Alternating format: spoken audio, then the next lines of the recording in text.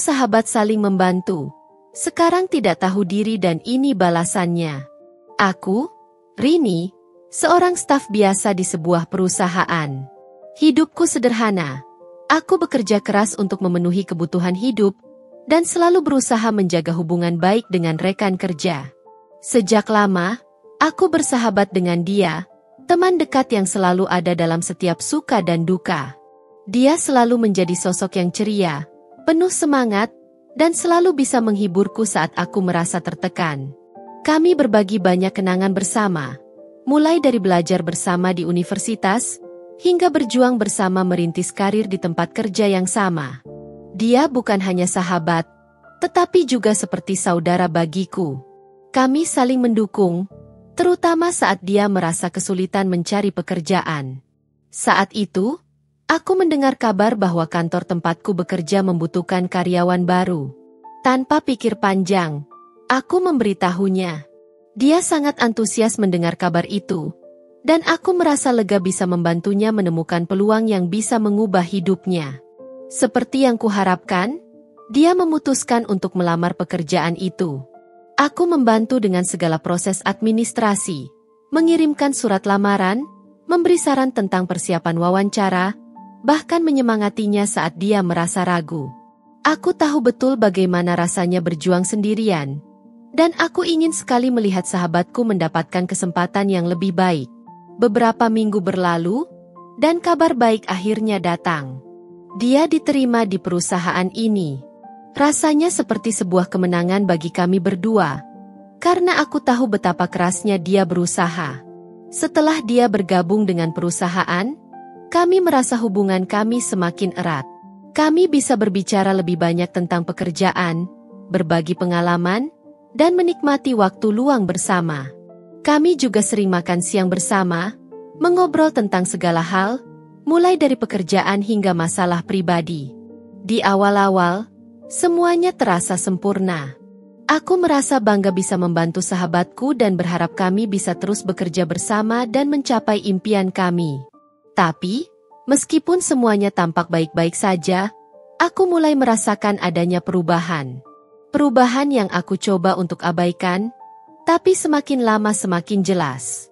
Dia mulai menunjukkan sikap yang berbeda, bahkan dalam hal-hal kecil yang dulu kami lakukan bersama. Dulu, dia selalu ingin tahu bagaimana hari-hariku, tetapi sekarang, dia lebih banyak sibuk dengan rekan-rekan kerjanya yang memiliki jabatan lebih tinggi. Aku tidak merasa cemburu, tetapi aku merasa ada jarak yang mulai terbentuk antara kami. Rasanya, dia semakin menghindar, sementara aku merasa semakin terpinggirkan. Awalnya, aku berpikir bahwa itu hanya perasaan sementara, dan kami masih bisa seperti dulu. Tapi lama-kelamaan, aku menyadari bahwa aku tidak lagi menjadi prioritas dalam hidup dia.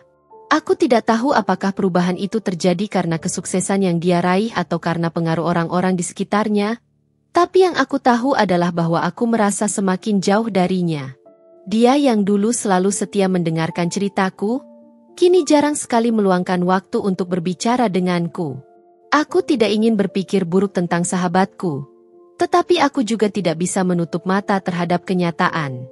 Aku mulai merasa kesepian, dan hubungan kami yang dulunya begitu dekat kini terasa semakin jauh.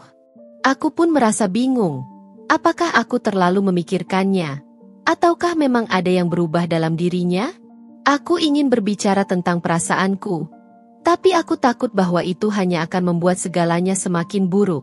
Akhirnya, aku memutuskan untuk tetap sabar, berharap bahwa segala perubahan ini hanya bersifat sementara. Namun, semakin lama, aku semakin merasa terasingkan. Setiap kali kami bertemu, dia seolah-olah tidak melihatku dengan cara yang sama seperti dulu. Seringkali, dia terlihat sibuk dengan orang-orang baru, berbicara tentang hal-hal yang tidak lagi melibatkan aku. Aku tidak tahu apakah dia sudah lupa akan persahabatan yang kami bangun, atau apakah dia memang terlalu tenggelam dalam kehidupan barunya. Bagaimanapun juga, aku tidak bisa memaksanya untuk tetap seperti dulu. Yang jelas, perasaan yang aku rasakan saat ini bukanlah perasaan yang menyenangkan. Mulanya, Dia sangat antusias mendengar kabar bahwa perusahaan tempatku bekerja membuka lowongan pekerjaan. Aku tahu betul, ini adalah kesempatan yang mungkin tidak akan datang 2 kali. Setelah memberitahu dia, aku menyarankan dia untuk melamar, menawarkan bantuanku untuk mempersiapkan segala hal yang diperlukan. Dia yang selama ini kesulitan menemukan pekerjaan, merasa terinspirasi dan bersemangat. Aku melihatnya penuh harapan. Dia berjanji akan melakukan yang terbaik. Aku membantu dia menyiapkan semua dokumen lamaran. Saat itu, aku merasa seperti sahabat yang paling mendukung, yang ingin melihat orang yang aku sayangi sukses. Kami pergi bersama untuk melakukan wawancara di kantor, dan aku mendampinginya dengan senang hati. Meskipun aku tidak tahu apakah hasilnya akan seperti yang kami harapkan, aku tetap yakin bahwa dia pantas mendapat kesempatan ini. Aku percaya, ini adalah saatnya dia menunjukkan potensinya yang selama ini terkubur. Setelah beberapa minggu, kabar baik itu datang. Dia diterima di perusahaan yang sama, dan kami akan bekerja bersama. Rasanya seperti mimpi yang menjadi kenyataan. Kami bisa saling berbagi pengalaman, saling memberi dukungan di tempat kerja, dan tentunya, semakin dekat satu sama lain. Saat dia pertama kali masuk ke kantor, aku merasa bangga. Aku membawanya berkeliling, memperkenalkan dia kepada teman-teman sekeliling, dan memberitahu cara-cara menghadapi situasi di kantor. Semua itu kulakukan dengan sepenuh hati, karena aku ingin dia merasa nyaman dan dihargai. Hari-hari pertama dia di kantor begitu menyenangkan. Kami makan siang bersama, berbicara tentang pekerjaan yang sedang kami jalani, serta bercanda seperti biasanya. Aku merasa semuanya berjalan dengan baik. Bahkan, sesekali, kami pulang bersama setelah bekerja, berbicara tentang impian-impian kami dan segala hal yang ingin kami capai di masa depan. Aku merasa sangat bahagia melihat dia akhirnya mendapatkan pekerjaan yang layak. Tapi, yang paling penting, aku merasa bangga bisa menjadi bagian dari perjalanan ini. Namun, meskipun aku merasa begitu senang untuknya, ada sesuatu yang mulai terasa berbeda. Dia yang dulu selalu bersemangat mendengarkan ceritaku dan memberiku saran, kini sepertinya mulai lebih fokus pada hal-hal lain. Perlahan, ia semakin sering terlihat berbicara dengan rekan-rekan kerja yang lebih senior, dan bahkan seringkali menghabiskan waktu dengan mereka lebih lama dari biasanya. Aku tahu dia mulai mengenal orang-orang penting di perusahaan ini, tapi entah kenapa, aku merasa seperti terabaikan. Aku mencoba untuk tidak berpikir terlalu jauh, berusaha memahami bahwa mungkin dia sedang menyesuaikan diri dengan lingkungan baru. Namun, semakin hari, semakin jelas bahwa ada perubahan dalam dirinya. Dia mulai berubah, dan meskipun aku ingin mendukungnya, aku tidak bisa menghindari perasaan aneh yang muncul setiap kali kami bertemu. Setiap kali aku mencoba untuk mengajak ngobrol, dia lebih sering berbicara dengan orang lain, dan aku merasa semakin terpinggirkan. Puncaknya terjadi saat kami mengadakan makan siang bersama. Saat itu, aku ingin berbicara tentang hari-hariku di kantor, tetapi dia malah lebih tertarik berbicara tentang proyek besar yang sedang dikerjakan oleh beberapa manajer senior. Aku mencoba untuk ikut serta dalam percakapan. Namun rasanya seperti aku hanya menjadi penonton dalam cerita yang bukan milikku. Aku merasa kesal. Namun aku memilih untuk diam. Aku tak ingin memperburuk keadaan, terutama mengingat betapa besar rasa bangga yang aku rasakan karena berhasil membantu dia. Tetapi, saat aku pulang ke rumah malam itu, aku merasa sangat bingung. Apa yang sebenarnya terjadi? Kenapa aku merasa begitu jauh dari sahabat yang dulu selalu ada untukku? Aku mencoba meyakinkan diri bahwa perubahan ini hanya sementara, dan dia hanya butuh waktu untuk beradaptasi. Tapi semakin lama, semakin jelas bahwa hubungan kami mulai bergeser. Aku tak bisa menyangkal bahwa aku merasa kehilangan bagian dari diriku yang dulu ada dalam persahabatan ini. Seiring berjalannya waktu, aku mulai merasa semakin asing dengan dia. Apa yang dimulai dengan kebahagiaan dan rasa bangga bisa bekerja bersama, perlahan berubah menjadi jarak yang tak terucapkan. Dia mulai menunjukkan sikap yang berbeda, yang semakin jelas seiring dengan bertambahnya kepercayaan diri yang dia peroleh setelah bekerja di perusahaan ini. Aku bisa merasakan ada sesuatu yang berubah. Meskipun awalnya aku mencoba untuk mengabaikannya. Dia yang dulu selalu terbuka dan mudah berbagi cerita, kini semakin tertutup. Setiap kali aku mengajak ngobrol tentang hal-hal kecil di kantor, dia hanya menjawab seadanya dan langsung beralih pada topik yang lebih penting. Baginya, biasanya tentang orang-orang penting di kantor yang mulai dia kenal. Aku sadar, semakin hari, dia semakin jarang meluangkan waktu untuk kami berdua, dan ketika kami bersama, percakapan kami terasa lebih datar dan terburu-buru. Sepertinya, dia lebih tertarik untuk membicarakan peluang besar yang ada di depannya. Aku merasa seperti bukan bagian dari kehidupannya lagi. Dia semakin sering terlihat berkumpul dengan kelompok yang lebih elit di kantor, yang terdiri dari para manajer dan anak-anak direktur.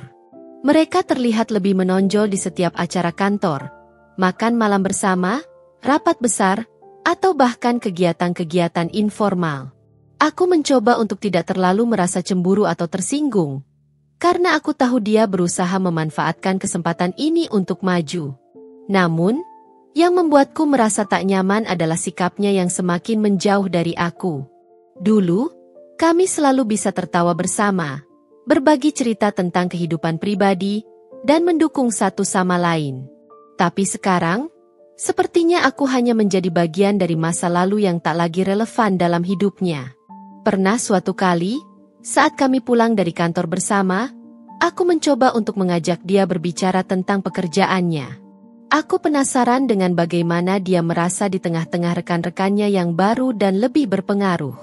Namun, dia hanya tersenyum tipis dan menjawab singkat. Semuanya berjalan baik, kok.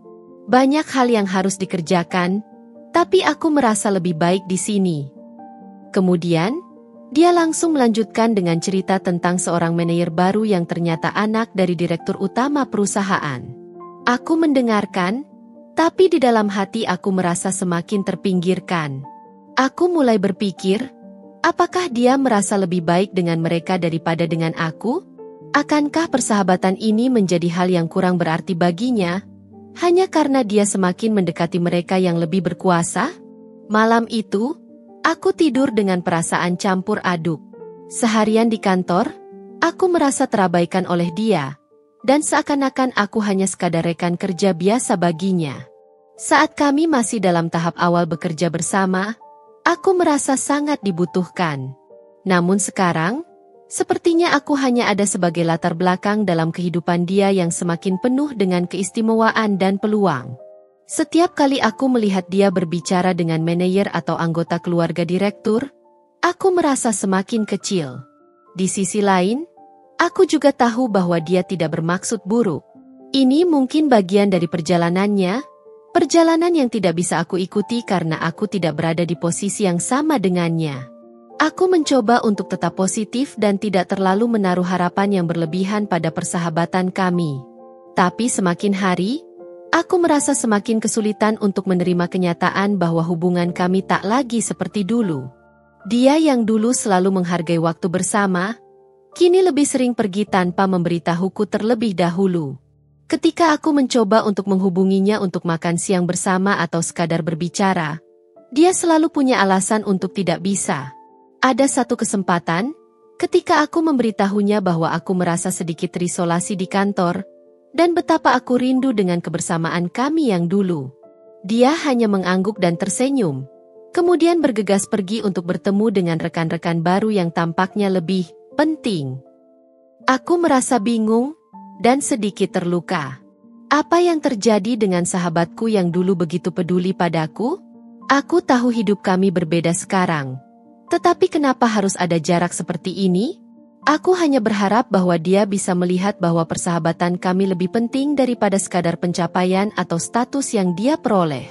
Namun, sepertinya harapanku hanya sebuah mimpi yang semakin memudar.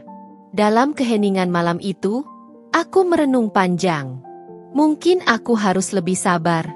Mungkin aku hanya belum bisa menerima perubahan yang terjadi begitu cepat dalam hidup kami. Namun, satu hal yang pasti, sesuatu telah berubah, dan aku harus siap menghadapi kenyataan itu. Entah apapun yang akan terjadi selanjutnya.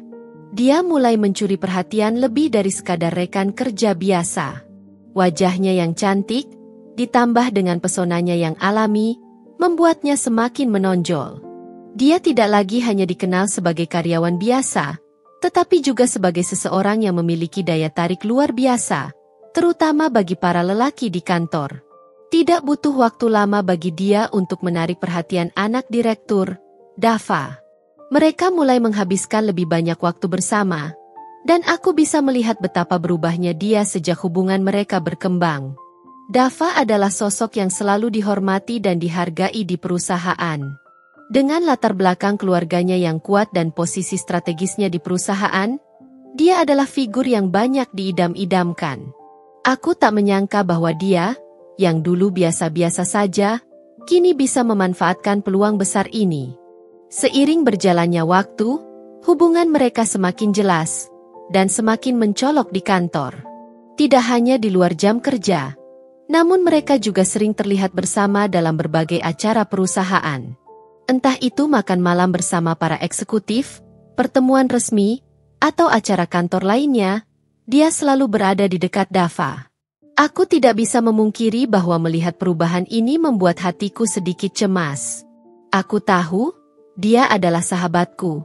Namun di sisi lain, aku merasa semakin terpinggirkan. Dulu, kami selalu berbicara tentang banyak hal, tentang impian, tujuan hidup, bahkan hal-hal sepele yang membuat kami tertawa. Tapi kini, dia seperti berada di dunia lain. Dunia yang jauh dari aku. Setiap kali aku menghubunginya, dia selalu terlalu sibuk untuk bertemu. Dengan alasan dia harus menemani Dava atau menghadiri acara yang diselenggarakan oleh perusahaan.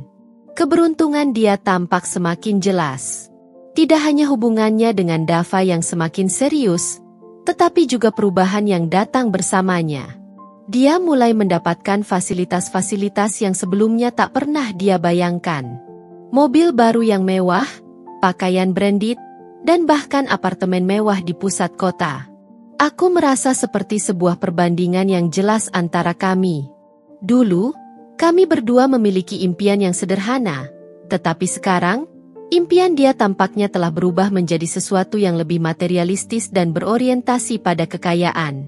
Suatu hari, saat kami bertemu di kantin, dia bercerita dengan bangga tentang mobil barunya yang diberikan oleh Dava. Aku nggak pernah membayangkan bisa punya mobil seperti ini. Rini, rasanya hidupku sekarang benar-benar berubah, katanya sambil tersenyum lebar. Dava benar-benar perhatian. Dia sangat memahami aku.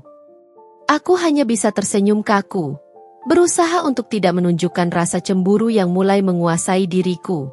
Aku hanya bisa membayangkan bagaimana rasanya memiliki kehidupan yang seperti itu. Memiliki seseorang yang bisa memberikan segalanya tanpa harus bekerja keras seperti yang aku lakukan. Tapi yang lebih menyakitkan lagi adalah ketika dia mulai berbicara tentang Dava di depan orang lain. Dia dengan mudahnya menyebutkan betapa beruntungnya dia memiliki pacar yang begitu mapan, seolah-olah aku hanya seorang penonton dalam kehidupannya. Setiap kali kami berbicara, dia mulai sering membanggakan apa yang telah dia capai, dan itu bukan lagi pencapaian pribadi, tetapi lebih kepada pencapaian yang datang bersama dengan Dava. Aku merasa semakin terpinggirkan, seakan aku tidak lagi punya tempat dalam hidupnya. Seringkali, aku bertanya-tanya apakah aku hanya menjadi pengingat akan kehidupan lamanya yang sederhana. Sementara itu, aku sendiri merasa semakin terjebak dalam rutinitasku yang monoton. Pekerjaanku yang tidak pernah berubah, penghasilan yang terbatas, dan kehidupanku yang tetap di tempat yang sama. Aku berusaha untuk tetap tegar, tetapi kadang-kadang perasaan cemburu dan kesepian datang begitu saja. Aku tahu, kehidupan dia sekarang jauh lebih baik daripada hidupku, dan aku tidak bisa menyangkal bahwa itu membuatku merasa terasing. Aku sering berpikir, apakah persahabatan kami yang dulu begitu erat bisa bertahan di tengah semua perubahan ini? Mungkinkah kami kembali menjadi seperti dulu, ketika kami saling mendukung tanpa ada perbedaan? Atau, akankah aku menjadi bayangan dari masa lalu dia yang perlahan dilupakan? Semua pertanyaan itu terus berputar di kepalaku, namun aku tidak tahu harus bagaimana menjawabnya. Satu hal yang pasti, perubahan yang terjadi pada dia telah mengguncang dunia kecil kami, dan aku harus berusaha menemukan jalan untuk tetap bertahan dalam hidupnya, meskipun semuanya terasa semakin sulit. Malam itu, aku duduk sendirian di kamar, memikirkan kembali semua yang telah terjadi. Dia yang dulu selalu ada untukku, sekarang seolah menjauh, dan aku merasa semakin terpinggirkan. Apa yang seharusnya aku lakukan? Haruskah aku terus mencoba bertahan dalam persahabatan yang mulai terasa seperti beban? Atau akankah aku membiarkan dia mengejar kehidupannya yang baru, sementara aku tetap berada di jalan yang sama? Tidak ada jawaban yang mudah, tapi aku tahu, satu hal yang pasti, hidup kami tidak akan pernah sama lagi. Aku masih mencoba memahami perubahan dia, berusaha berpikir positif bahwa mungkin dia hanya terbawa suasana baru dalam hidupnya. Namun, semakin hari, semakin jelas bahwa dia bukan lagi sahabat yang dulu aku kenal. Dia bukan hanya menjauh, tetapi juga mulai menunjukkan sikap yang menyakitkan. Aku merasakannya pertama kali saat ada acara kantor. Seperti biasa, aku mengambil tempat di meja yang sama dengan dia, berpikir bahwa kami masih bisa bercanda seperti dulu. Namun, dia malah melirikku sekilas dan berkata dengan nada datar, "Rini, bisa nggak kamu cari tempat lain? Aku mau duduk sama mereka." Matanya melirik arah beberapa rekan kerja yang lebih tinggi jabatannya, termasuk tunangannya, Dava. Aku tersentak. Itu bukan sekadar permintaan, tapi sebuah pengusiran halus. Aku mencoba tersenyum untuk menutupi rasa sakit yang mulai menyusup di dadaku, lalu dengan perlahan aku beranjak dan mencari meja lain. Namun, hati kecilku tahu, ada sesuatu yang telah benar-benar berubah dalam cara dia memperlakukanku. Bukan hanya itu, dia mulai menganggap remeh keberadaanku, seolah-olah aku hanyalah seseorang dari masa lalunya yang sudah tidak selevel dengannya. Jika dulu dia selalu antusias saat mendengar ceritaku tentang pekerjaan atau keluarga, kini dia hanya menjawab singkat, bahkan terkadang tak menghiraukanku sama sekali. Pernah suatu kali, aku berbicara tentang pekerjaanku yang sedang mengalami banyak tantangan. Aku berharap bisa berbagi cerita dengannya seperti dulu, tapi responsnya membuatku terdiam. "Rini, kamu tuh harus mulai berpikir lebih besar. Jangan cuma puas di posisi itu-itu aja. Lihat aku, misalnya. Aku nggak mau stuck di tempat yang sama terus," katanya dengan nada meremehkan. Aku diam, mencoba memahami maksud ucapannya. Namun, nada suaranya jelas menunjukkan bahwa dia melihatku sebagai seseorang yang tidak memiliki ambisi, seseorang yang tidak cukup baik untuk berada di lingkarannya lagi. Di saat lain, aku mendengar gosip yang membuatku semakin terluka. Beberapa rekan kerja membicarakan bagaimana dia sering menceritakan tentang aku, tapi bukan dalam konteks yang baik. "Kasihan Rini, ya?" ujar salah satu rekan kerja saat aku tak sengaja melewati pantry. Dia bilang dia selalu bantu Rini, tapi Rini tetap gitu-gitu aja. Nggak ada perkembangan. Aku tercekat. Aku tahu dia bisa berubah, tapi tidak pernah terpikir bahwa dia akan sampai tega merendahkanku di hadapan orang lain. Selama ini, aku mengira bahwa meskipun dia sibuk dengan hidupnya yang baru, setidaknya dia masih menghargai persahabatan kami. Tapi ternyata aku salah. Seiring waktu, aku semakin sadar bahwa dia telah menempatkan dirinya jauh di atasku. Dia tidak hanya merasa lebih kaya, tetapi juga merasa lebih berkuasa, lebih pintar, dan lebih berhak menentukan siapa yang pantas ada di lingkarannya. Aku bukan lagi sahabatnya, melainkan seseorang yang dipandangnya rendah. Aku masih ingat hari ketika aku benar-benar merasa dikhianati. Kami sedang menghadiri rapat besar perusahaan, dan kebetulan aku diberi kesempatan untuk menyampaikan ide yang sudah lama kupersiapkan. Aku ingin memberikan yang terbaik, dan aku merasa cukup percaya diri bahwa ideku memiliki nilai. Namun, sebelum aku selesai berbicara, dia tiba-tiba menyela. "Rini, maksudmu apa sih? Kayaknya itu kurang realistis deh," katanya dengan tawa kecil. Ruangan menjadi hening. Semua orang menatap kami. Aku bisa merasakan darahku berdesir, antara malu dan marah. Aku ingin membalas, ingin mempertahankan idenya, tetapi sorot mata dia penuh dengan rasa percaya diri yang merendahkan, seolah dia tahu bahwa dia bisa saja menjatuhkanku kapanpun dia mau. Aku tidak mengerti, mengapa dia berubah sejauh ini? Apakah kesuksesan benar-benar mengubah seseorang menjadi sombong seperti ini? Sejak hari itu, aku mulai menjaga jarak. Aku tidak lagi mencoba mencari-cari dia seperti dulu. Jika bertemu dengannya di kantor, aku hanya tersenyum tipis dan berjalan pergi. Aku tidak ingin lagi berada dalam lingkaran yang hanya membuatku merasa kecil dan tidak dihargai. Namun, meskipun aku mencoba untuk bersikap kuat, hatiku tetap sakit. Aku masih mengenang masa-masa ketika kami tertawa bersama, ketika kami berbagi cerita tanpa ada rasa iri atau persaingan. Aku merindukan sahabatku yang dulu, tetapi aku tahu bahwa dia yang sekarang bukan lagi orang yang sama. Mungkin, pada akhirnya, persahabatan kami memang tidak lagi bisa dipertahankan.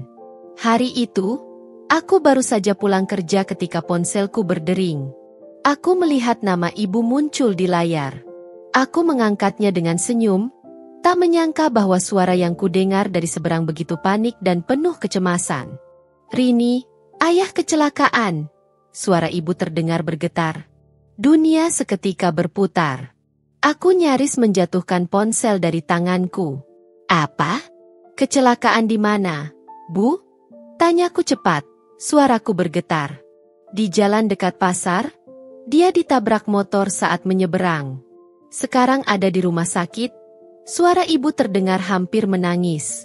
Tanpa pikir panjang, aku segera berlari keluar, menghentikan taksi pertama yang kulihat, dan langsung menuju rumah sakit tempat ayah dirawat. Dalam perjalanan, pikiranku dipenuhi berbagai kemungkinan buruk. Bagaimana kalau ayah terluka parah? Bagaimana dengan biaya rumah sakit? Begitu tiba, aku melihat ibu duduk di bangku rumah sakit dengan wajah cemas. Aku segera menghampirinya. "Bagaimana kondisi ayah?" Tanyaku dengan napas tersengal. "Dokter bilang dia mengalami patah tulang di kaki dan ada luka dalam di bagian dada. Mereka masih harus melakukan pemeriksaan lebih lanjut," jawab ibu dengan mata berkaca-kaca. Aku merasakan lututku melemas. Biaya pengobatan pasti akan sangat besar. Aku tahu bahwa kondisi keuangan keluargaku sedang tidak baik. Tabungan kami tidak cukup untuk biaya rumah sakit sebesar ini. Hari-hari berikutnya, aku bolak-balik antara kantor dan rumah sakit. Aku mulai merasa kelelahan, tetapi aku tidak punya pilihan lain. Ayah masih harus menjalani beberapa prosedur medis, dan biayanya semakin menumpuk. Aku harus mencari cara untuk mendapatkan uang tambahan. Setelah berpikir panjang, aku teringat dia. Mungkin dia bisa membantuku. Bagaimanapun, dia sudah memiliki kehidupan yang lebih mapan sekarang. Aku tidak ingin meminta belas kasihan. Aku hanya ingin meminjam uang, dan aku pasti akan mengembalikannya begitu aku bisa. Dengan harapan yang masih tersisa, aku menghubungi dia dan mengajaknya bertemu. Aku menunggu di sebuah kafe dekat kantor, berharap dia bisa datang. Saat dia tiba, aku bisa melihat dari cara berpakaiannya bahwa hidupnya jauh lebih mewah sekarang. "Ada apa, Rin? Kamu terlihat nggak baik," katanya, menyesap kopi mahalnya dengan santai. Aku menelan ludah, berusaha mengendalikan emosiku. "Aku butuh bantuan, ucapku lirih. Ayahku kecelakaan, dan biaya rumah sakitnya sangat besar. Aku butuh pinjaman uang." Aku menunduk, merasa malu sekaligus berharap. Dia mengangkat alisnya, lalu tersenyum tipis. "Oh, jadi kamu mau pinjam uang dariku?" katanya dengan nada yang sulit ku mengerti. Aku mengangguk, mencoba menjelaskan bahwa aku pasti akan mengembalikannya. Namun, yang terjadi selanjutnya benar-benar menghancurkan hatiku. Dia tertawa kecil, lalu menggelengkan kepala. "Rini, kamu tuh gimana sih? Kamu nggak bisa cuma mengandalkan orang lain kalau ada masalah. Hidup itu keras. Kamu harus belajar mengatasinya sendiri." Aku menatapnya dengan mata melebar. Aku tidak percaya dia mengatakannya. Aku nggak minta gratis. Aku hanya pinjam. Aku akan mengembalikan semuanya, kataku, suaraku bergetar. Tapi dia hanya mengangkat bahu. Maaf ya, tapi aku nggak bisa bantu. Aku juga punya banyak pengeluaran. Hatiku mencelos. Aku tahu dia memiliki lebih dari cukup uang untuk membantu. Mobil barunya, tas mahalnya, semua itu menunjukkan bahwa dia jauh lebih berkecukupan daripada aku. Tapi dia memilih untuk tidak peduli. Aku bangkit dari kursiku, merasa begitu kecewa dan terluka. Aku mengerti, ucapku pelan. Terima kasih sudah meluangkan waktu. Aku berjalan keluar dari kafe dengan perasaan hancur. Langit sore terasa lebih suram dari biasanya. Hatiku masih sulit menerima kenyataan bahwa dia, sahabat yang dulu begitu dekat denganku, telah berubah menjadi seseorang yang begitu asing. Aku mencoba berpikir positif. Mungkin dia benar-benar sedang tidak bisa membantu. Mungkin aku terlalu berharap. Tapi, semakin kupikirkan, semakin sakit hati ini rasanya. Aku mengenalnya selama bertahun-tahun, dan aku tahu dia punya lebih dari cukup untuk membantu. Aku tidak meminta belas kasihan. Aku hanya butuh pinjaman, sesuatu yang akan kukembalikan begitu aku mampu. Sesampainya di rumah sakit, aku melihat ibu masih duduk di samping tempat tidur ayah, menggenggam tangannya dengan penuh kesabaran. Ayah tertidur, wajahnya tampak lelah dan pucat. Aku menarik napas dalam, menahan air mata yang hampir jatuh. Bagaimana keadaannya, Bu? Tanyaku pelan. Ibu menoleh ke arahku dan tersenyum tipis, meskipun aku tahu ada kesedihan di matanya. Dokter bilang kondisinya stabil, tapi dia masih butuh perawatan lebih lanjut. Kita harus mempersiapkan biaya tambahan untuk pengobatannya. Aku menggigit bibir, merasa tekanan semakin besar di pundakku. Aku harus mencari jalan keluar. Keesokan harinya, di kantor, aku mencoba fokus pada pekerjaanku meskipun pikiranku masih dipenuhi oleh kekhawatiran tentang biaya rumah sakit ayah. Saat sedang sibuk dengan dokumen, aku mendengar bisikan-bisikan dari meja sebelah. Kamu tahu nggak? Rini katanya pinjam uang ke dia. Aku langsung merasa tegang. Perlahan, aku menoleh dan melihat dua rekan kerja sedang berbisik-bisik sambil sesekali melirik ke arahku. Hatiku mencelos. Serius? Wah, pantas aja dia cerita tadi pagi. Katanya Rini sekarang lagi kesulitan uang, makanya minta bantuan. Ujar salah satu dari mereka dengan suara yang cukup pelan, tapi masih bisa kudengar. Wajahku memanas. Aku langsung tahu siapa yang menyebarkan cerita ini. Aku berdiri dari kursiku dan berjalan ke arah dia, yang sedang tertawa bersama beberapa rekan kerja di sudut ruangan. Dia, aku bisa bicara sebentar? Tanyaku dengan suara tenang, meskipun dalam hati aku bergejolak. Dia menoleh dengan ekspresi santai, lalu mengangguk. Tentu, ada apa, Rin? Aku menarik napas dalam, berusaha menahan emosi. Kenapa kamu menceritakan soal pinjaman itu ke orang lain? Tanyaku langsung, tanpa basa-basi. Dia mengangkat bahu. Kenapa? Aku cuma cerita aja. Lagian, gak ada yang salah, kan? Kamu memang butuh uang, dan aku cuma berbagi cerita. Jawabnya dengan nada yang enteng, seolah-olah itu bukan hal besar. Aku mengepalkan tangan. Itu bukan sesuatu yang harus kamu sebarkan. Aku datang kepadamu karena aku pikir kita masih sahabat. Aku nggak menyangka kamu akan mempermalukan aku seperti ini. Dia tertawa kecil. Rini, kamu terlalu sensitif. Aku nggak mempermalukan siapa-siapa. Kalau kamu merasa malu karena ketahuan sedang kesulitan, itu bukan salahku. Aku menatapnya, mencari tanda-tanda dari sahabatku yang dulu, tetapi yang kutemukan hanyalah seseorang yang asing, seseorang yang tak lagi peduli. Saat itu, aku menyadari sesuatu. Aku tidak butuh sahabat seperti dia. Aku tidak butuh seseorang yang hanya ada saat dia butuh, tetapi menghilang saat aku berada dalam kesulitan. Tanpa mengatakan apa-apa lagi, aku berbalik dan berjalan kembali ke mejaku. Aku tidak akan lagi membiarkan dia menghancurkan harga diriku. Aku akan menemukan jalan keluar dengan caraku sendiri. Setelah insiden di kantor, aku berusaha menghindari dia sebisa mungkin. Aku tidak ingin lagi terlibat dalam drama yang ia ciptakan.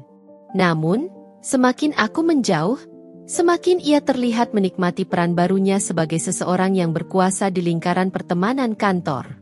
Suatu hari, saat jam makan siang, aku berjalan menuju pantry untuk mengambil kopi.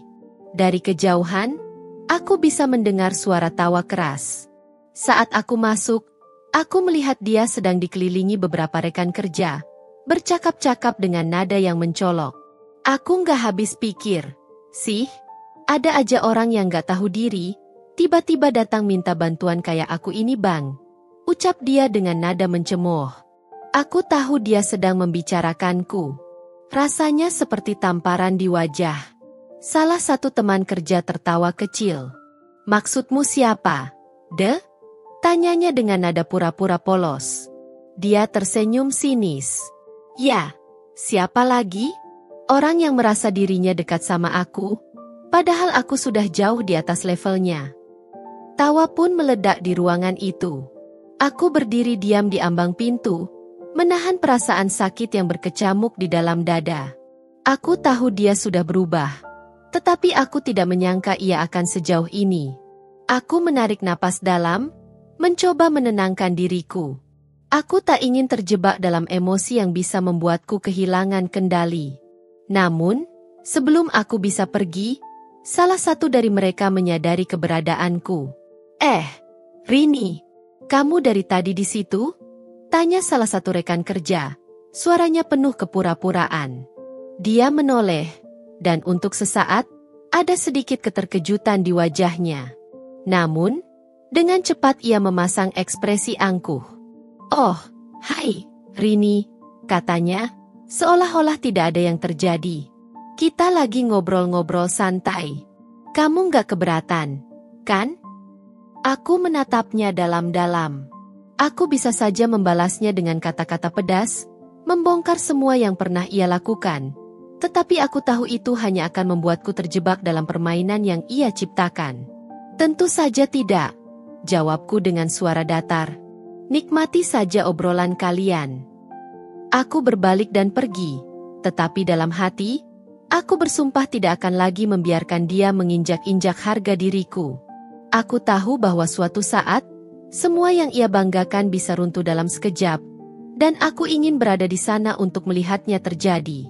Hari-hari berlalu, dan aku mulai melihat perubahan kecil dalam kehidupan dia. Meskipun ia masih bersikap angkuh, ada sesuatu yang berbeda dalam sorot matanya, sesuatu yang dulu tidak pernah ada, kecemasan. Kabar mengenai kehilangan klien penting pertama kali kudengar dari Departemen Pemasaran. Salah satu proyek besar yang sedang ditangani perusahaan tiba-tiba batal, karena klien merasa tidak dihormati oleh pihak manajemen. Aku tidak langsung mengaitkannya dengan dia, tetapi beberapa hari kemudian, rumor mulai beredar bahwa salah satu penyebabnya adalah sikap dia yang kurang profesional dalam menangani komunikasi dengan mereka. Katanya, dia terlalu percaya diri dan sering menyepelekan permintaan klien. Bisik seorang rekan kerja di pantry. Mereka nggak suka caranya bicara seolah-olah perusahaan ini miliknya. Aku tidak terkejut mendengarnya. Dia memang selalu merasa di atas angin sejak ia menjalin hubungan dengan anak direktur. Ia mungkin lupa bahwa dalam dunia kerja, kepercayaan dan profesionalisme jauh lebih berharga dibandingkan status sosial. Tak lama setelah itu, suasana di kantor mulai berubah. Dia yang dulu selalu dikelilingi orang-orang kini lebih sering duduk sendirian. Beberapa rekan kerja yang dulu menyanjungnya mulai menjaga jarak. Mereka mungkin sadar bahwa berada di sisi dia bukan lagi keuntungan, tetapi justru bisa membawa masalah. Puncaknya terjadi ketika sebuah rapat penting diadakan. Aku yang kini memiliki posisi lebih baik di perusahaan turut hadir dalam ruangan. Direktur utama, yang tak lain adalah ayah dari pacar dia, tampak tidak senang. Kita sudah kehilangan 3 klien besar dalam 2 bulan terakhir, katanya dengan nada tegas. Dan saya tidak ingin ini terjadi lagi.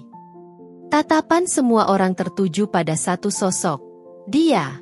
Aku bisa melihat wajahnya memucat, tetapi ia tetap berusaha menjaga ekspresinya. Setelah rapat selesai, aku melewati lorong dan melihat dia berdiri di depan ruangannya dengan wajah penuh frustrasi. Untuk pertama kalinya setelah sekian lama, ia tampak rapuh. Aku berpikir untuk mendekatinya, tetapi sebelum aku sempat melangkah, seorang pria keluar dari ruangannya. Pacarnya, anak direktur. Wajahnya tampak dingin. "Kita perlu bicara," katanya singkat sebelum menarik dia masuk kembali ke dalam ruangan. Aku tidak tahu apa yang mereka bicarakan, tetapi aku bisa menebak arah pembicaraan itu. Dia telah membuat kesalahan besar, dan kini ia harus menghadapi akibatnya. Saat aku berjalan kembali ke mejaku, aku merasa ada kelegaan dalam hatiku. Aku tidak pernah berharap hal buruk terjadi padanya, tetapi aku tahu bahwa karma selalu bekerja dengan caranya sendiri. Dan kini, dia harus merasakan akibat dari sikapnya selama ini. Hari itu, suasana kantor terasa lebih tegang dari biasanya. Semua orang berbisik-bisik, membicarakan sesuatu yang belum jelas.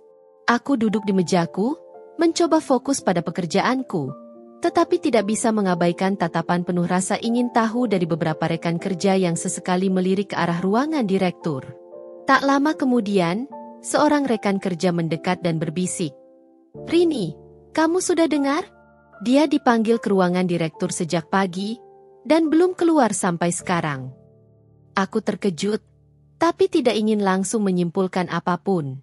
Aku hanya mengangguk dan kembali menatap layar komputer, meskipun pikiranku mulai menerka-nerka apa yang sedang terjadi. Beberapa menit kemudian, pintu ruangan direktur terbuka. Dia keluar dengan wajah yang lebih pucat dari sebelumnya. Matanya sembab, dan langkahnya sedikit goyah. Semua orang yang melihatnya langsung berpura-pura sibuk dengan pekerjaan masing-masing. Tetapi aku tahu mereka sedang mengamati situasinya dengan penuh perhatian. Aku menahan napas saat melihat pacarnya, anak direktur, juga keluar dari ruangan dengan ekspresi dingin. Tanpa berkata apapun, ia berjalan melewati dia begitu saja, seolah-olah tidak mengenalnya. Dia berdiri di lorong, terlihat linglung. Aku bisa merasakan kehancuran yang terpancar dari matanya. Aku tahu sesuatu yang besar telah terjadi. Tak lama setelah itu, seorang staf HRD muncul dan mendekati dia. Mereka berbicara sebentar, lalu dia mengangguk dengan lemah. Aku tidak bisa mendengar apa yang mereka katakan, tetapi dari ekspresinya, aku bisa menebak bahwa ini bukan kabar baik. Kemudian, desas-desus mulai menyebar di kantor. Kabarnya, direktur telah mengambil keputusan besar. Dia tidak hanya diturunkan dari jabatannya, tetapi juga dipindahkan ke divisi lain yang jauh lebih rendah. Aku terdiam. Aku tidak tahu apakah harus merasa lega atau sedih. Di satu sisi, ini adalah konsekuensi dari semua yang telah ia lakukan. Di sisi lain, aku tidak bisa mengabaikan fakta bahwa dia pernah menjadi sahabatku. Seseorang yang dulu aku percaya dan pedulikan. Saat aku hendak beranjak dari mejaku, dia tiba-tiba berjalan ke arahku. Aku bisa melihat ketegangan di wajahnya. "Kamu puas sekarang?" Suaranya lirih, tetapi penuh emosi. Aku menatapnya dengan tenang. "Aku tidak pernah menginginkan ini terjadi padamu, dia," kataku pelan. "Aku hanya ingin kita tetap menjadi sahabat seperti dulu, tapi kamu yang memilih jalan ini." Dia menatapku lama, lalu menghela napas panjang. Aku bisa melihat ada air mata yang menggenang di matanya. Tanpa berkata apa-apa lagi, ia berbalik dan berjalan menjauh. Aku tidak tahu apa yang akan terjadi selanjutnya. Tetapi satu hal yang pasti, dunia ini berputar, dan setiap perbuatan pasti akan kembali kepada pelakunya. Sejak hari itu, suasana kantor tak lagi sama. Tidak ada lagi sosok dia yang selalu tampil percaya diri dan menjadi pusat perhatian. Dia masih datang ke kantor setiap hari, tetapi wajahnya yang dulu ceria kini tampak lesu. Dia lebih banyak diam, Tidak lagi dikelilingi rekan-rekan yang dulu selalu mendukungnya. Bahkan, pacarnya, anak direktur, benar-benar mengabaikannya seolah-olah mereka tak pernah memiliki hubungan apapun. Aku memperhatikan dari kejauhan bagaimana dia semakin menjauh dari lingkungan kantor. Pekerjaan yang kini ia tangani jauh berbeda dari sebelumnya. Tugas-tugas sederhana yang dulu mungkin tak akan pernah ia bayangkan harus ia lakukan. Dari seorang manajer yang dihormati, kini ia hanya staf biasa yang jarang diperhitungkan. Hari itu, saat aku sedang fokus pada pekerjaanku, aku melihat dia berjalan menuju ruangan HRD. Ada ekspresi yang sulit dijelaskan di wajahnya, antara pasrah, kecewa, dan lelah. Aku menatapnya dalam diam, mencoba membaca pikirannya, tetapi tak ada lagi kehangatan yang tersisa dalam tatapannya. Beberapa saat kemudian, desas-desus kembali menyebar. Salah seorang teman kerja membisikkan kabar bahwa dia telah menyerahkan surat pengunduran dirinya. Aku tidak tahu harus bereaksi seperti apa. Haruskah aku merasa lega? Atau justru sedih karena seorang sahabat yang pernah begitu dekat denganku akhirnya memilih pergi dengan cara seperti ini? Sore itu, saat kebanyakan orang mulai bersiap pulang, aku melihat dia mengemasi barang-barangnya. Tidak ada perpisahan besar-besaran, tidak ada pesta kecil dari rekan kerja seperti yang biasanya terjadi saat seseorang mengundurkan diri. Hanya keheningan yang menyelimuti ruangan saat ia perlahan memasukkan barang-barangnya ke dalam sebuah kotak kardus. Aku merasa ada sesuatu yang belum terselesaikan di antara kami. Akhirnya, dengan hati-hati, aku melangkah mendekatinya. Dia, panggilku pelan. Dia menghentikan kegiatannya sejenak, tetapi tidak langsung menatapku. Aku melihatnya menarik napas panjang sebelum akhirnya mengangkat wajah. Aku nggak menyangka semua akan berakhir seperti ini, kataku jujur. Dia tersenyum pahit. Aku juga nggak menyangka, Rini, balasnya. Dulu, aku berpikir kalau aku bisa mendapatkan segalanya. Karir, status, bahkan pengakuan dari orang-orang di sekitar. Tapi ternyata semua itu hanya sementara. Aku bisa merasakan penyesalan dalam suaranya. Aku ingin mengatakan sesuatu, ingin menghiburnya, tetapi aku tidak tahu harus mulai dari mana. Aku memang salah, lanjutnya dengan suara lirih. Aku terlalu sombong, terlalu egois. Aku menyakiti banyak orang, termasuk kamu. Aku terkejut mendengar pengakuannya. Dia yang dulu selalu merasa dirinya lebih baik, kini berdiri di hadapanku dengan penuh penyesalan. Aku nggak akan meminta maaf, karena aku tahu kata maaf saja nggak cukup, lanjutnya lagi. Tapi aku harap, suatu hari nanti, kita bisa bertemu lagi tanpa ada rasa sakit hati di antara kita. Aku menatapnya lama sebelum akhirnya mengangguk. Aku juga berharap begitu. Dia menghela napas sebelum mengambil kotak barangnya dan melangkah pergi. Aku memperhatikannya sampai ia menghilang di balik pintu. Aku tidak tahu apakah ini benar-benar akhir dari segalanya, atau justru awal dari sesuatu yang baru. Tetapi satu hal yang pasti, aku telah belajar bahwa hidup selalu penuh dengan kejutan. Dan terkadang, perpisahan bukanlah akhir, melainkan cara bagi kita untuk menemukan diri kita yang sebenarnya. Setelah kepergian dia dari perusahaan, suasana kantor terasa berbeda. Tidak ada lagi langkahnya yang penuh percaya diri atau suara tawanya yang dulu sering menggema di ruangan. Sejujurnya, aku masih sering mengingatnya. Bagaimanapun juga, kami pernah bersahabat, pernah berbagi tawa, harapan, dan mimpi bersama. Tapi waktu telah membawa kami pada jalan yang berbeda. Hari-hari berlalu, dan aku mulai terbiasa dengan posisiku sebagai manajer. Aku mencoba menjalankan tugas dengan adil, tanpa merendahkan orang lain seperti yang pernah dilakukan dia. Aku ingin menciptakan lingkungan kerja yang lebih sehat, tempat di mana tidak ada yang merasa lebih tinggi dari yang lain hanya karena jabatan atau status sosial. Namun, di balik kesibukanku, aku kadang bertanya-tanya, bagaimana kabar dia sekarang? Apakah dia baik-baik saja? Apakah dia menemukan pekerjaan baru? Ataukah dia masih bergelut dengan rasa kecewa atas semua yang telah terjadi? Hingga suatu hari, tanpa sengaja, aku melihatnya di sebuah kafe kecil di pinggir jalan. Dia duduk sendirian di sudut ruangan, menatap keluar jendela dengan tatapan kosong. Berbeda dengan dia yang dulu selalu tampil glamor, kali ini dia terlihat sederhana. Tidak ada lagi pakaian mahal atau perhiasan mencolok. Hanya seorang wanita biasa yang mungkin sedang mencari ketenangan. Aku ragu untuk menghampirinya. Tapi sebelum aku bisa membuat keputusan, dia sudah lebih dulu menyadari kehadiranku.